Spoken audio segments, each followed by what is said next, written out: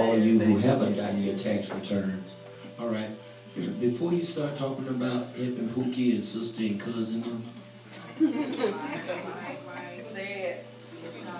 yeah, can I say it? Listen, there is an income tax curse, all right, on people.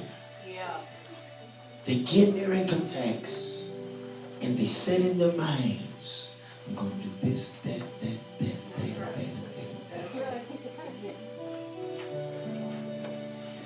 And then the rest of the year they complain. The church always needs something.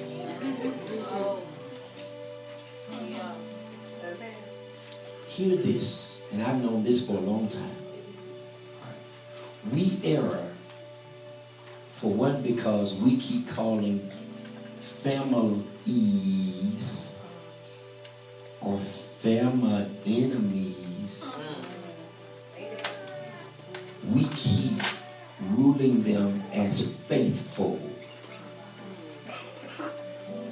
So what happens is we will give to someone that grew up with us, or we gave birth to, or somebody who lived under the roof with us, or someone known for a long period of time, without question.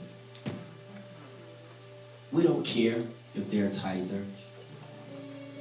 We don't concern ourselves with their relationship with God.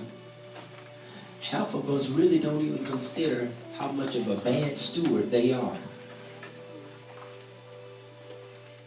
But they know when your income tax is going to come through, because you do it about the same time every year. So they start being nice to you long enough so they can get in on the blessing. Sometimes the happiest time of year for families is income tax. That's a shame. We are all happy. And then when we look and find our old Jesus, income tax is gone. And I have bills for the rest of this year. Folk go back to the hell that the deception, that the devil deceives them out of momentarily. Oh my God. Listen, take a moment this time to say, first of all, I ain't getting no more loans on my income tax. Come on, somebody say, welcome to Life Changing Faith. Welcome to Life Changing Faith. People who get loans on their income tax have declared, watch this, they've declared, I am impatient. So I would rather somebody rob me 300% so I can get something early so we can smile on December 25th. And then I will be angry and cursing by New Year's. And the very stuff I spent money for on December 20th, trying to surprise people I thought I loved and I thought loved me, half of the stuff is irrelevant now. And now my seed, I have thrown it away. I have destroyed it. I have nothing to invest with. And I'm in the same cycle waiting on the end of the year so I can get the same income tax and do it all over again. Amen. Somebody shout, got it? Got it. Now the part 2 income tax people, you wait on your income tax and then you get it. And you want to have your crab balls and your pizza parties and turn up. And we going out of town spring break and we going to party high and all that. I ain't hating on you, baby. All right?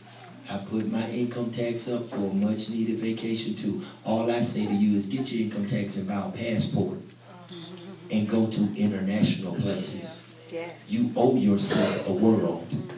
Don't subject yourself to Panama City. You can clap, somebody clap for it. Don't subject yourself to Panama City. And the dirtiest time of year for hotels during spring break. I just messed up somebody's spring break trip. The dirtiest time of year for hotels is spring break.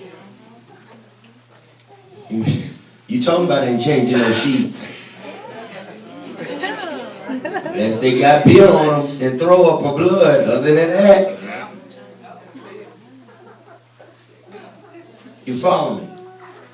Don't squander your seed. All right, listen. Seed is to be planted. What are you planting your seed in? Are you planting it or are you burying it? Do y'all get that? What's the difference in planting versus burying?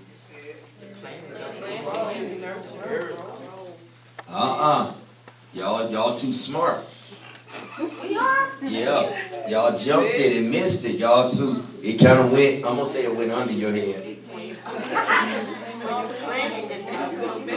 Y'all said when you plant it, it's going to come up. And everything that is placed in the ground does not come up.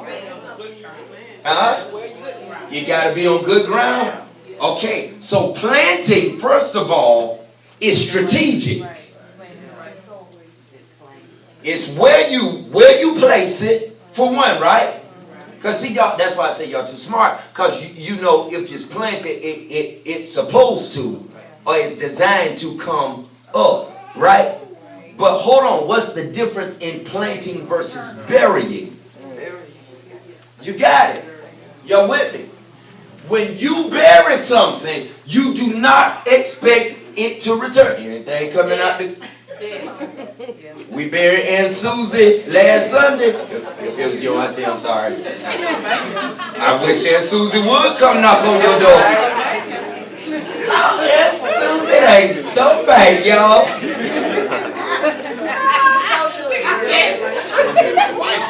As much as you love Aunt Susie, she ain't coming in none of y'all house. If she ain't careful, you might shoot her. What? There ain't Aunt Susie. Somebody borrowed Aunt Susie's body or something. You follow me? Anything buried, you don't expect a return from it. Put money into, do you respect your money to increase as a result of you putting your money there?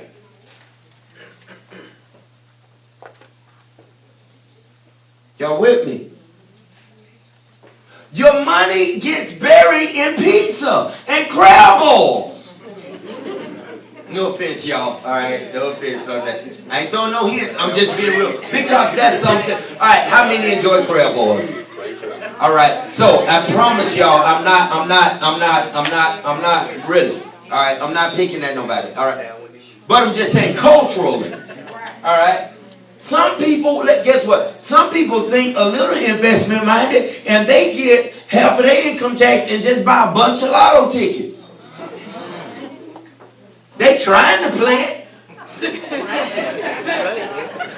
I must say, it's better than playing it in food. You can't play it in food unless you are actually buying stock into what is that Del Monte, the canned goods.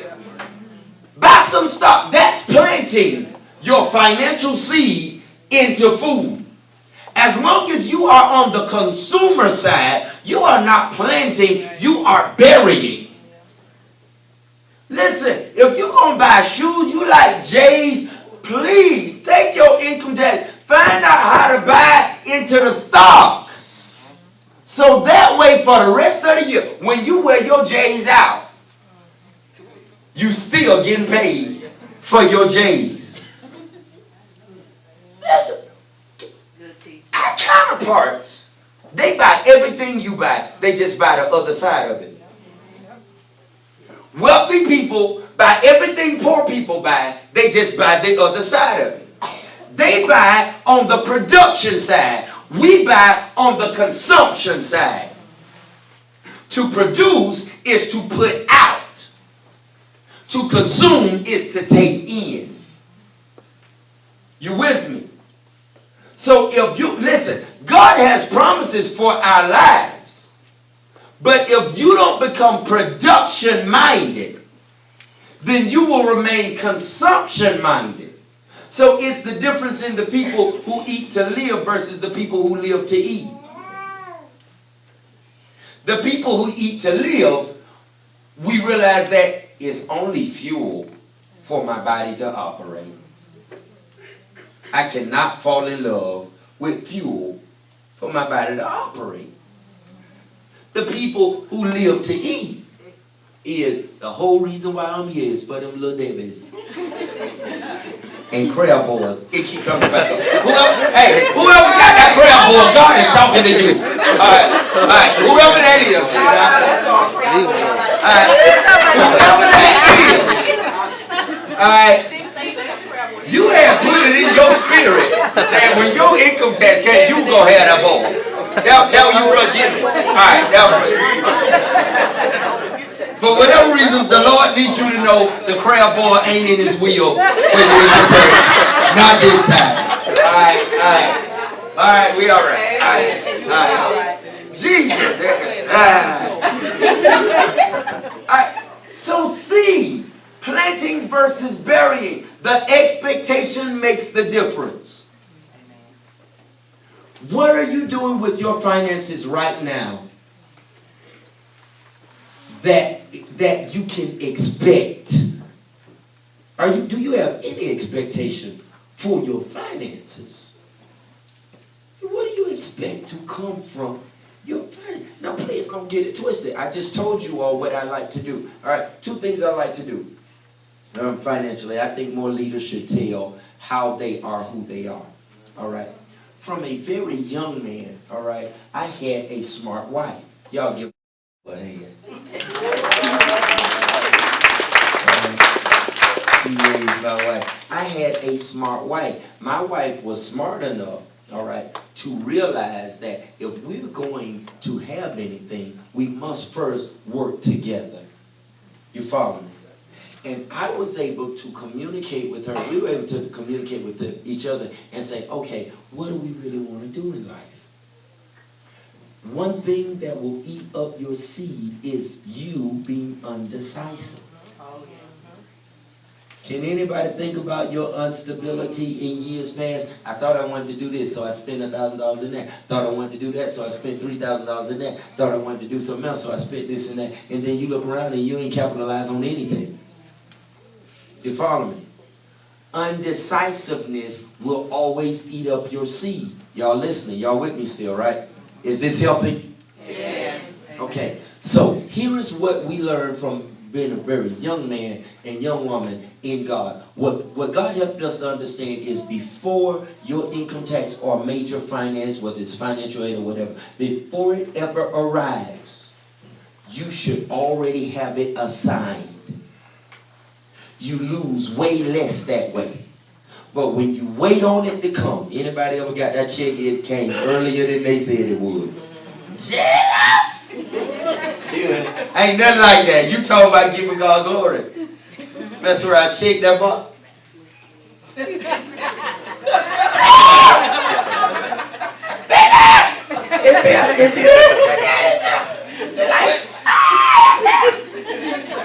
We that just went into full worship. A good strong 90 seconds because it came early. Alright, but here's the deal. We got it.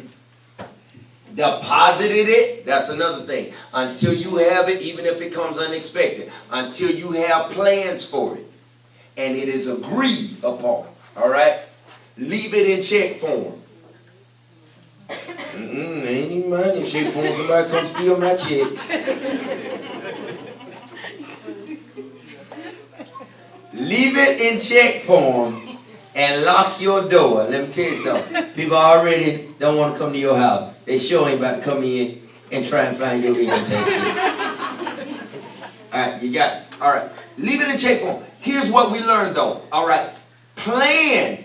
What are we going to do with our finances? This is for married couples. For those who are not married, let me go on and help you somewhere. I saw a stupid post. It was the dumbest post, one of the dumbest posts I ever saw in the world. It was so stupid. I want to slap whoever thought about it. All right, here's what the post said. The post said, real women give their boyfriends half their income tax. Stupidest thing in the world. Rockstar, I'm gonna need you to repost this part of tonight. Y'all cut it, clip it, and share it. Stupidest thing in the world. Boom. Yes. Listen.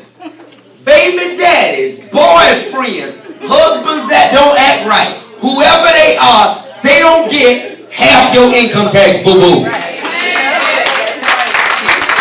Come on, somebody ask why. Because I never saw half of a seed grow into anything.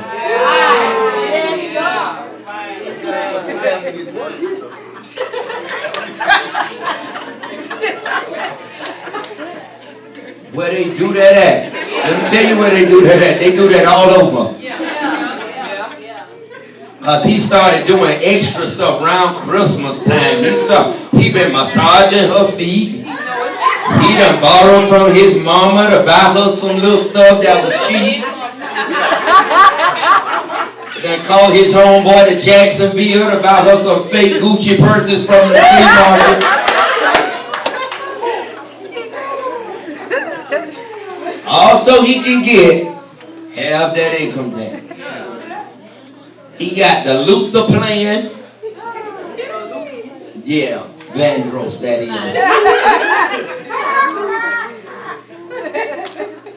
Yes, I'm a spoiler. Yeah, that nigga a hater. Yes, I am. I hate people destroying seed. That's right. You follow me? All right, so here it is when you're talking about burying versus planting.